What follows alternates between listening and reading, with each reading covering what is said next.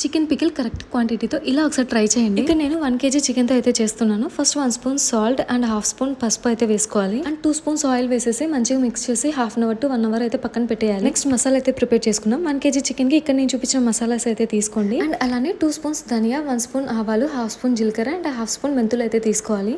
వీటన్నిటిని మంచిగా లో ఫ్లేమ్ లో ఫ్రై చేసేసి చల్లారిన తర్వాత పౌడర్ అయితే చేసి పక్కన పెట్టేసుకోండి. ఇప్పుడు చికెన్ లో ఏం వాటర్ వేయకుండా మంచిగా కుక్ చేసుకోవాలి. అందులోని వాటర్ అంతా వెళ్ళిపోయేంత వరకు చూడండి ఇలా పొడి పొడిగా అయితే ఉండాలి. నెక్స్ట్ కడాయిలో 300 ml అయితే ఆయిల్ తీసుకున్నాను. ఇక్కడ నేను వచ్చేసి గ్రౌండ్ నట్ ఆయిల్ అయితే యూజ్ చేస్తున్నాను. ఆయిల్ హీట్ అయిన తర్వాత చికెన్ పీసెస్ ని యాడ్ చేసేసి మంచిగా గోల్డెన్ బ్రౌన్ కలర్ వచ్చే వరకు ఫ్రై చేసుకోవాలి. స్టార్టింగ్ లో ఎక్కువగా ఫ్రై చేసేదాన్ని ఎక్కడ స్మెల్ వస్తుందో అని, బట్ ఈసారి మాత్రం కొంచెం సాఫ్ట్ గానే కుక్ చేశాను. నెక్స్ట్ అల్లం వెల్లుల్లి పేస్ట్ కూడా యాడ్ చేసి పచ్చివాసన పోయే వరకు మంచిగా ఫ్రై చేయాలి. ఇది వచ్చేసి నేను 50 grams అయితే తీసుకున్నాను. నెక్స్ట్ స్టవ్ ఆఫ్ చేసేసి ముందు ప్రిపేర్ చేసుకున్న మసాలా, సాల్ట్, మిర్చి అయితే యాడ్ చేయాలి. సాల్ట్ 40 grams, మిర్చి పౌడర్ 60 grams అయితే తీసుకున్నాను. మొత్తం కూల్ అయిన తర్వాత ఒక 3 లెమన్ అయితే స్క్వీజ్ చేసుకోవాలి.